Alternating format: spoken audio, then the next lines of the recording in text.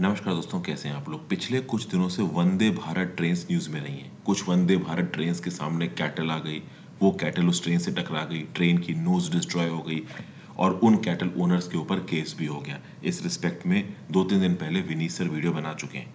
अभी हुआ ये कि न्यू दिल्ली से वाराणसी के लिए एक वंदे भारत ट्रेन निकली और लगभग 90 किलोमीटर की डिस्टेंस के बाद उसको रोका गया। वहाँ से पैसेंजर्स को निकाल के 1000 से ज़्यादा पैसेंजर्स को निकाल के शताब्दी ट्रेनों में भरा गया और वंदे भारत ट्रेन रुक गई। अभी नई दिल्ली से वाराणसी का सफ़र केवल 90 किलोमीटर में क्यों ख़त्म हो गया? और टू बी प्रिसाइज, जो प्रॉब्लम पकड़ी गई थी वो नई दिल्ली से 67 किलोमीटर बाद पकड़ी गई थी। उसको थोड़ा बहुत रिजॉल्व किया गया। 20 किलोमीटर तक 20 किलोमीटर प्रति आवर की स्पीड पे ट्रेन चलाई गई। खुर्जा में उसको रोका गया और वहां से लोग शताब्दी में गए। हुआ क्या यहाँ पे? ये जो वंदे भारत ट्रेन थी ना, इसके अंदर ट्रैक्शन मोटर का डिफॉल्ट हुआ और उस ट्रैक्शन मोटर की वजह से फ्लैट टायर हो गया। और फ्लैट टायर में ट्रेन चलाना खतरनाक है, कोई मेजर एक्सीडेंट हो सकता है। इसीलिए ट्रेन को मेंटेनेंस के लिए भेज दिया गया, पैसेंजर्स को दूसरी ट्रेन में बैठाया गया। अब ओवरऑल एक जर्नलिस्ट पर्सन इस प्रकार की एक्सप्लेनेशन को समझ नहीं पाएगा कि भाई ये फ्लैट टायर क्या है, ये ट्रैक्शन मोटर क्या है, ये कौन सा डिफेक्ट यहाँ पे आ गया था। इन्हीं को मैं थोड़ा बहुत आपको समझाने की कोशिश कर रहा हूँ। थोड़ा सा टेक्निकल है आर्टिकल, लेकिन मैं बिल्कुल ही जर्नलिस्ट टर्म्स में मैं आपको समझाऊंगा। देखिए, ये यहाँ पे आपको एक वंदे भारत ट्रेन नजर आ रही है। नीचे की तरफ इसके टायर को देखिए, ठीक है ना। ये जो टायर है, ये टायर आपको यहाँ नजर आ रहा है। तो कुछ इस प्रकार के जो टायर्स है वो हमारी वंदे भारत ट्रेन में लगते हैं। ये जो टायर है वो पूरी तरीके से आपको राउंड नजर आ रहे हैं। आपने कार देखी होगी, कार में भी टायर लगे होते हैं। अब कार में जो नॉर्मल कर रबड़ वाले टायर लगे होते हैं, मैं आपको एक एग्जांपल देता हूँ। कार में जो रबड़ वाले टायर हैं, वो जब नॉर्मल रोड पे चलते हैं तो रोड और टायर के बीच में जो फ्रिक्शन होता है, मान लो x यूनिट्स, और ये जो पर्टिकुलर टायर है वंदे भारत ट्रेन वाली, ये जब ओवरऑल स्टील के ट्रैक पे चलते हैं, इनके बीच में जो फ्रिक्शन होता है, वो टायर कार वाले जब रोड पे चलते हैं उस फ्रिक्शन का 20% होता है। समझिए बात को। नॉर्मल कार के जो टायर्स जिस रोड पे वो चल रहे होते हैं, जितना फ्रिक्शन प्रोड्यूस करते हैं, फ्रिक्शन समझ रहे हैं ना, कि एक पर्टिकुलर चीज जब किसी दूसरी चीज के ऊपर स्लाइड होती है तो एक फ्रिक्शन जनरेट होता है। इस फ्रिक्शन होने की वजह से वो चल पा रही है, नहीं तो फिसल जाएगी। समझ गए? थोड़ा बहुत फ्रिक्शन होना जरूरी है। आप अपने कदमों के साथ जमीन पे चल रहे हो, आपने एक कदम जमीन पर रखा, फिर दूसरा कदम रखा, फिर तीसरा कदम रखा। ये कदम आप इसलिए रख पा रहे हो क्योंकि आपके पैर और जमीन के बीच में फ्रिक्शन है और उस फ्रिक्शन की वजह से आपका पैर जमीन के साथ लॉक हो रहा है। अगर फ्रिक्शन नहीं होगा तो पैर फिसल जाएगा। जितनी भी चीजें चल रही हैं वो फ्रिक्शन की वजह से चल रही हैं। तो जब एक नॉर्मल कार का टायर रोड पे चलता है तो जितना फ्रिक्शन क्रिएट होता है उसका केवल 20% फ्रिक्शन क्रिएट होता है जब ये वंदे भारत के टायर अपने स्टील ट्रैक पे चलते हैं। ये भी स्टील के हैं और जो स्टील ट्रैक है वो भी स्टील का है। और ये टायर जो चलते हैं, इनको ताकत कौन देता है? इनको ताकत देता है ट्रैक्शन मोटर। जी हाँ, इन टायरों की शाफ्ट के साथ एक मोटर जुड़ा हुआ होता है। वो मोटर ही यहाँ पे एनर्जी प्रोवाइड करता है इन टायरों को चलने के लिए। तो एक्चुअली में एनर्जी कहाँ से प्रोड्यूस हो रही है? मोटर से। मोटर का मैं यहाँ पे मोटर का मैकेनिज्म समझाने आपको नहीं बैठूंगा, वो फिर अलग ही लेवल पे चला जाएगा टॉपिक। तो ट्रैक्शन मोटर जुड़े हुए होते हैं इन ट्रेन के टायर्स के साथ। ट्रैक्शन मोटर जिस स्पीड पे ट्रेन के टायर को घुमाएगा उतनी स्पीड से ट्रेन का टायर दौड़ेगा। अब हुआ ये कि वंदे भारत ट्रेन में इसी ट्रैक्शन मोटर में डिफॉल्ट आ गया और डिफॉल्ट था बियरिंग डिफेक्ट। अब आप बोलोगे सर आप नहीं बता रहे हो, ये बियरिंग डिफेक्ट क्या होता है? तो देखिए, समझिए बात को। एक पर्टिकुलर मोटर के अंदर बहुत से खांचे, बहुत से कॉन्स्टिट्यूएंट्स लगे होते हैं। उसमें से बहुत सी बियरिंग्स होती हैं। बियरिंग अलग अलग प्रकार की होती है दोस्तों।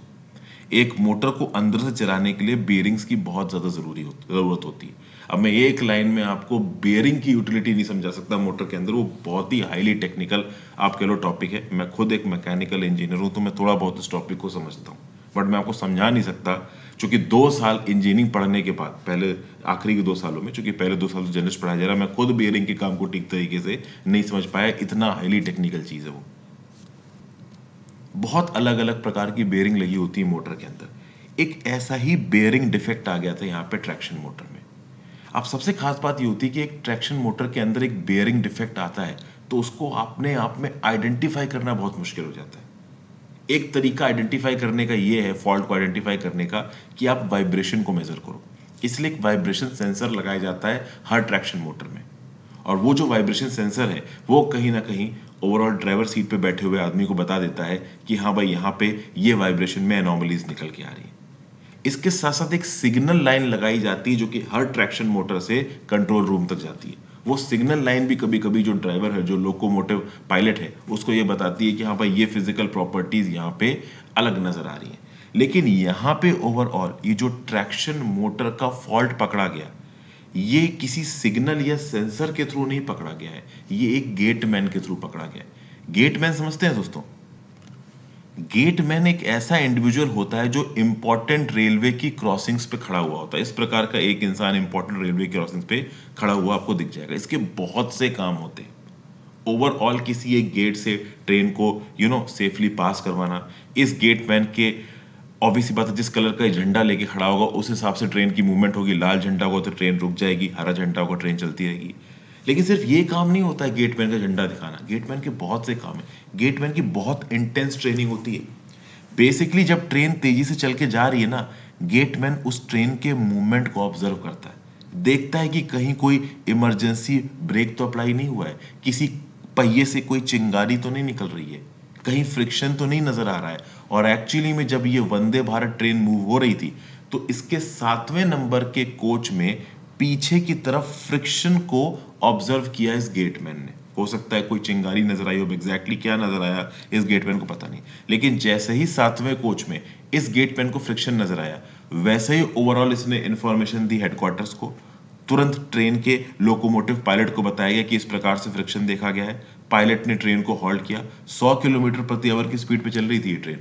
सोचो, 100 किलोमीटर प्रति आवर की स्पीड पे चलने वाली ट्रेन के 6ठे कंपार्टमेंट में कुछ फ्रिक्शन हो रहा है, ये बात गेटमैन को पता चल गई। तो हो सकता है कोई बड़ी चिंगारी निकल रही हो, इसलिए उसने आइडेंटिफाई कर लिया हो। ट्रेन को रोका गया।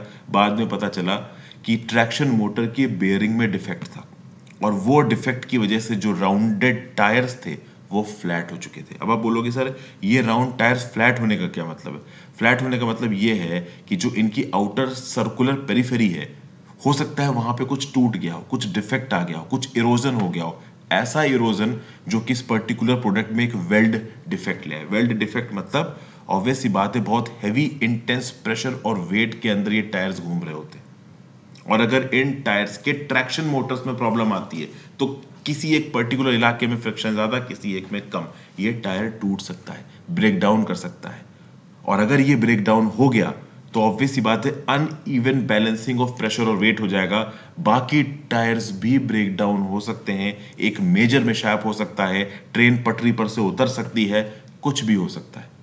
इसीलिए बोला जाता है कि ट्रेन सेफ्टी के लिए जो ट्रैक्शन मोटर के सेंसर्स हैं वो बहुत एफिशिएंट होने चाहिए।